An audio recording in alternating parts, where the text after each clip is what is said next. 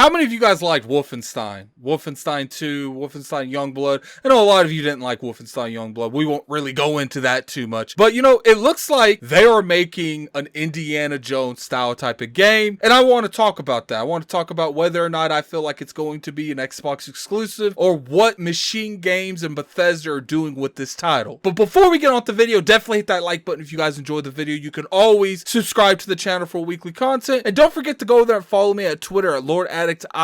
Without any further ado, let's talk about this game.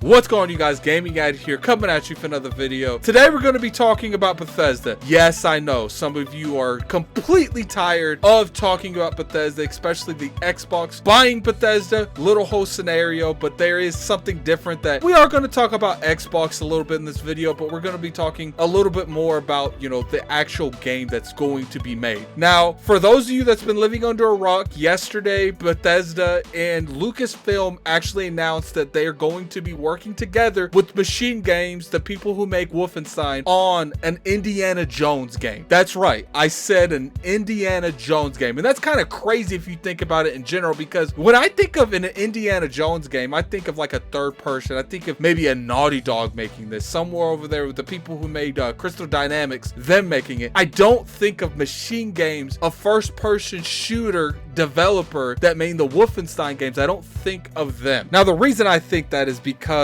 of the first person and third person perspective. To me, when I see this type of game, I think of a third person. I think of, you know, a treasure hunting third person cover shooter game, kind of like the Uncharted and, you know, the Tomb Raiders. I don't think of a first person game, and that's generally what Machine Guns makes. Now, what I do want to point out is they could easily switch gears and go from a first person to a third person, kind of like what Guerrilla Games did with the Horizon Zero Dawn franchise. So it is totally possible, and I think that a talented studio such as, you know, Machine Games, they're capable of doing something like that. And I'm curious to see exactly, when we get more information, what type of, you know, camera angle we're going to be seeing. But there is a huge question going on with this game right now. Clearly, you guys know what I'm about to say, and that's since Microsoft has bought Bethesda and they technically are going to own Machine Games when this game comes out, is this game going to be exclusive? Now, those of you that has been following my channel, you know that I'm a firm believer, kind of in the middle, but I'm really leaning towards the right, and the right is that all of the Bethesda games are going to be an exclusive to the Xbox platform. But I do think that it could go either way at the end of the day, because it's up to Microsoft. If they want to make the most money possible off individual sales, then they would go multi-plat. But if they want to really stick with their ecosystem and make more money on the long run, then they would stick with their ecosystem and not sell their games on competing platform and really build up the portfolio when it comes to Game Pass. Now, when it comes to this particular game, I think this is a little bit more of an exception, because there's a licensing that goes with this game. Machine Games is not the only company that's making this. The Lucasfilms Games is making this as well. Now, there could be a different scenarios with this. Now, I think Bethesda is going to be publishing this game, but I'm not entirely sure. They could be, you know, just help developing it, and, you know, LucasArts has hired them to make this game, and it doesn't necessarily mean that they're going to be publishing this game. Now, if Bethesda publishes this game, I think there is a chance that it could be exclusive. And what is interesting about this particular title and this particular game is the fact that I didn't see Sony even really acknowledge this game existed. Now, that could be a variety of different things. It could be because they know Bethesda is going to be purchased by Microsoft in the future. I did see it's a rumor that June, July is when that deal should be done, but right now it's not done. So Microsoft keeps a lot of stuff close to the vest in terms of what they want to do with the Bethesda company, in terms of all the developers and all the studios that they bought under them. Now, but when it comes to this, now, if they knew this was going to happen before, which obviously they knew. Now, they did say in the tweet that this is something new. This isn't something that, you know, has been in development for years. It seemed like the way they said it, because they said they won't have nothing to show for quite a bit of time. It makes me think this might have been something relatively new, maybe not in the past couple weeks, past couple months, maybe sometime sometime last year, the beginning of last year, maybe even, you know, the end of 2019. But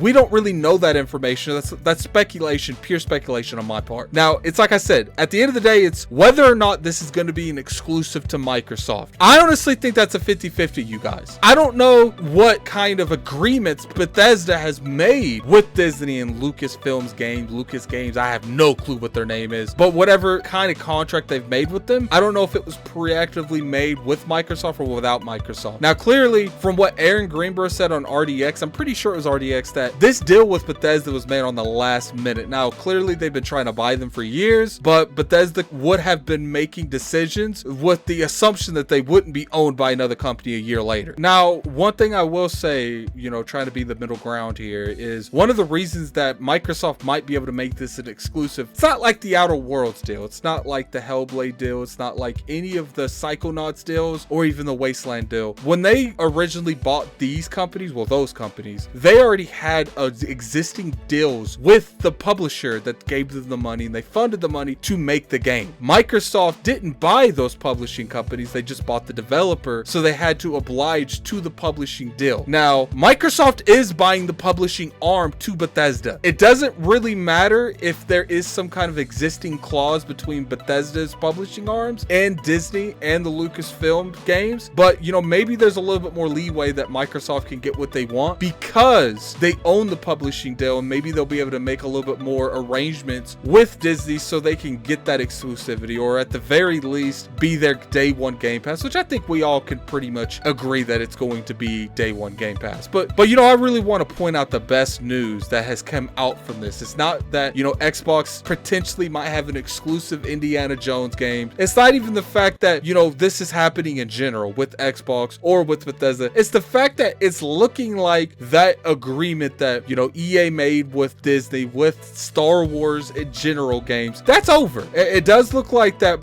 you know, Disney has set up this Lucasfilms games, and they're going to be co-developing all the games to keep a close eye on all their brand and all the IPs that they'll be making with this brand. And I think that's cool. I think that's a good way of handling things. That way, when it comes to, you know, we won't have another Star Wars Battlefront scenario. And I think that's the best news that's come out of this deal. But anyway, tell me what you guys feel. Put it in the comment section below. Are you excited for an Indiana Jones game? Would you be a little bit more excited for if it was an exclusive to the Xbox brand? Or would you be okay if it was just Game Pass day one, but it was still a multi-plat on PlayStation, etc., etc.? I'm curious to see your guys' thoughts. Put it in the comment section below. Until next time, this is Gaming Addict. I'm out here. Peace.